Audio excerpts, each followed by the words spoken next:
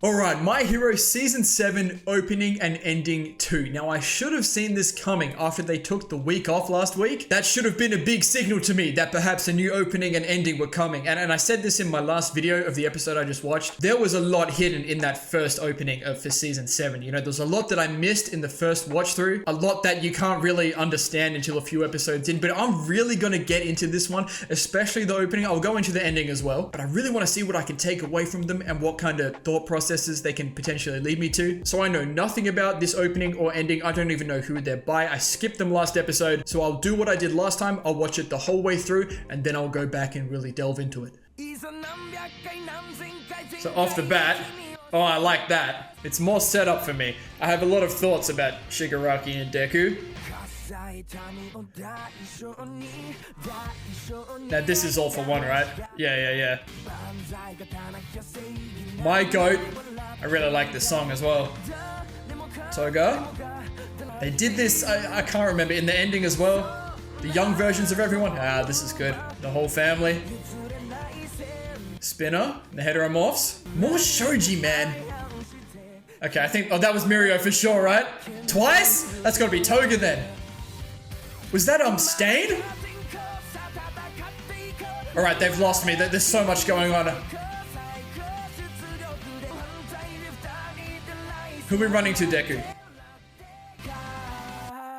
Alright, we're going all the way back through that because there is some stuff in there. It got pretty hectic when the chorus popped in, but man. So this whole Deku and Shigaraki sequence here, even with Shigaraki reverting back to Tenko Shimura here with little baby Deku, and they both grow up together through this sequence, you know, a little bit. You know, there's an incredible parallel between these two characters, obviously. Deku succeeding All Might with One for All, and then Shigaraki succeeding All for One, and they're obviously continuing to build up what I'm assuming to be a really epic fight between Deku and Shigaraki. And then as this verse kicks in, it's already such a different style. And this is really old. I shouldn't say old. It was All for One back in the day, right? And then how he is in the present. And then, I like what they're doing here. They're showing them in their primes, right? All for One and All Might. And then showing them as they are now, which is pretty much just a shell of who they used to be. And this excites me seeing All Might like this in the opening because all I want, and I've said this before, it's probably very unlikely,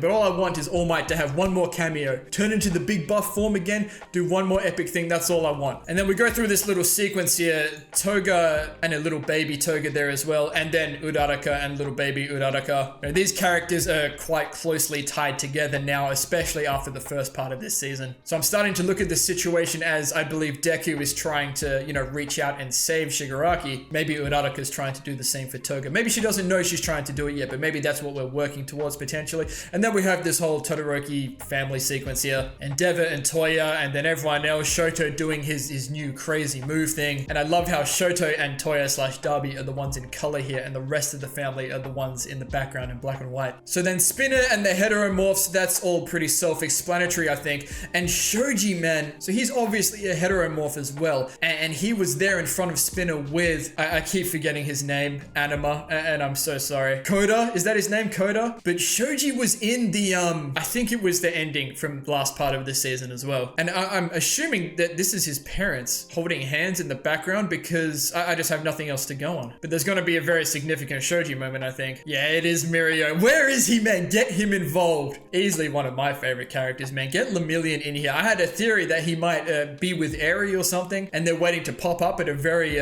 convenient time. But man, I am shocked that we haven't utilized Mirio yet in any of these fights. You know, Darby, All for One, Shigaraki. We got two of the big three members in the coffin in the sky. Why don't we have Mirio there as well? Now, I'm not gonna lie, I have no idea who I'm looking at here. Kind of looks familiar. A young Gigantomachia? Thoughts? So, I mean, this kills me because this is clearly Toga using Twice's Sad Man's Parade. But man, I loved Twice. And now I want to go back and look at this guy again because we're looking at Kurogiri just before that. And then this guy that's giving me, like, his face is reminding me of Gigantomachia, but I don't know why we'd be looking at this right now. But we're looking at a bunch of, like, of the villains, right? Or the old villains, I guess. Kurogiri, Gigantomachia, Twice. These are all villains that used to be involved and now they're not, at least right now.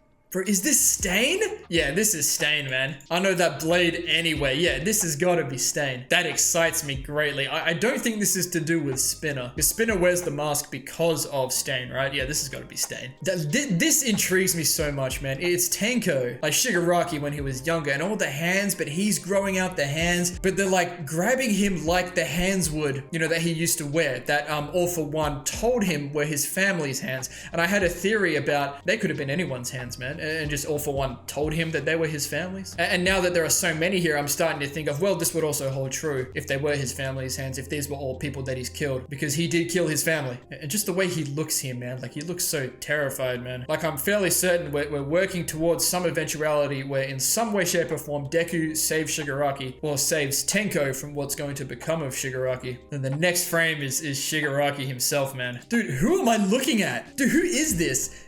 I don't know who this is. Big Punch? It looks sick though. Dude, I'm so sorry if I'm supposed to know who this is. I just don't. But then like, what is this? Like, what am I looking at here? Like, I have never seen this in my life. Am I supposed to know what this is? It looks sick. Don't get me wrong. Like, just what's going on here? I'm getting really excited. Tokoyami. Mina. Uraraka. Oh, that's Toga. Oh, I like that. That's all I needed. Hold on a minute. Is this, that's Darby. I would assume that these are his family's hands, dude. He's exploding. This looks incredibly familiar. Is this Endeavor's hands or Shoto's? Like, imagine it's like, just for argument's sake, it's like Endeavor, Shoto, other son, daughter, mother. There are too many hands here for that. No, I see it. I see it. Oh, because Endeavor's only got one hand now. Oh, that's juicy. So this is Endeavor. Up the top, it looks like, I can't remember her name. I'm so sorry. Their daughter, and then the other brother, and then the mother's hand. Okay, I'm here with it. No, this is very good, but this doesn't look good for Darby though. Oh, and then Endeavor's other hand comes in, and then it's Shoto, and then Deku is here. In there, and don't get it twisted, I saw the color of his hair the first time. The same color as when Eri was helping him use One For All 100%. Or maybe it's just the light, man. Nah, look, oh dude, look at Deku, man. Look at his eyes, man. But this is clearly the coffin in the sky. We're fighting Shigaraki. We knew this was gonna happen, but like, so many things could have happened by then. So he's running towards the homies. Everyone's in like, I'm looking at the clothes people are in. It like seems very relaxed. And I like the art style in these shots as well. And I think Deku, he started running in his gear. Yeah, and then he ends up in his school stuff in his backpack by the end of it. Yeah. And we're running towards Shigaraki. But like, this doesn't look like Shigaraki. Then it's Shigaraki, so I don't know. Look at him, man. It's like he's trying to get there in time, you know? Like, in time for what? In time before All For One takes him over, before Shigaraki does something even crazier. But that's fantastic, man. There's so much in there. I feel pretty good about that. I found a lot of things in there. But let's move on to the ending, because I spent a lot more time on that than I thought I would, which I'm happy about. But let's watch this ending as well. I love the vibe of this song. What are we doing here, Deku? Are we floating through the air or through the water? And why? It's water. Oh, this pleases me. Good. Villains, okay. Ooh. I feel like I have an idea of what we're doing here. Mirio, the big three.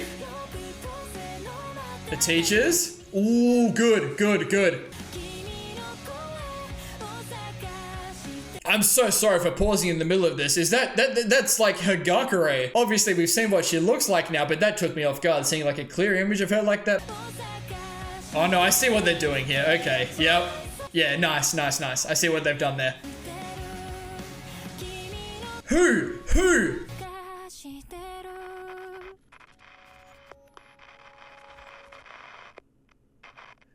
There's some really horrible implications there, you know? Like we're floating to the bottom and then he's at peace. Man, I don't know. But there's a little bit to take from that, I think. But I had a thing about, looking at it again, I'm not sure. But with Shigaraki, Darby, Spinner, and Toga here. Now, in every single instance, aside from Spinner a little bit, like he's still the least developed villain. But I guess the same applies to him. We're all trying to save these guys in some way, shape, or form. Deku to Shigaraki, Shoto and Endeavor, and the whole family to Toya. There's a situation going on with Uraraka and Toga, and then Spinner, I guess it's this Shoji and Koda situation. But it looked like they were just floating here in the water, not necessarily falling like our main characters were. And then as the chorus pops in, it's everyone's hands like reaching out to them. That's my interpretation of that. But in between those two shots, these flowers, man. This red flower, I'm gonna keep it a buck, I've got nothing. This purple situation, now this has to be that guy that got introduced a few episodes ago, right? All for One's assassin, he called himself. I remember there was a purple flower situation about him. Now this is a rose. This is a different flower. It might not be a rose, but it's a different red flower. I don't know what this means either. So I have no idea what those mean, but it didn't go unnoticed. And I forgot to shout out the name of the song in the intro, and I'll do the same here. But this song, when the chorus comes in, absolutely slaps as well. Right, so the pairings of characters that flash through here, I really like what they did. So Deku and Bakugo, obvious, but also Deku's on his way to hopefully save Bakugo from Shigaraki. And then Hagakure and Aoyama, we've seen that earlier on in this season. Spinner and Shoji, more heteromorph things. There's something going on here. We're going to see more of that in this season, I'm sure. I don't even need to say anything about this. The Kirishima and Mina, you know, they've got backstory together. They're always doing things together. I like this too. And they're currently with each other, right? Tokoyami and Jiro after teaming up with Hawks and Endeavor against All for One. Uraraka and Toga, that's still going on as well. Shinzo and Monoma being the clutch characters to come in and have a big impact earlier on in the season as well. Hawks and Endeavor, just like Jiro and Tokoyami. I have to wonder if we're going up here. We're not actually going down. Who the hell is this? Is this Eri? Like, what are we doing here? I have no idea. Like, who are we walking towards? Oh, the villains. All the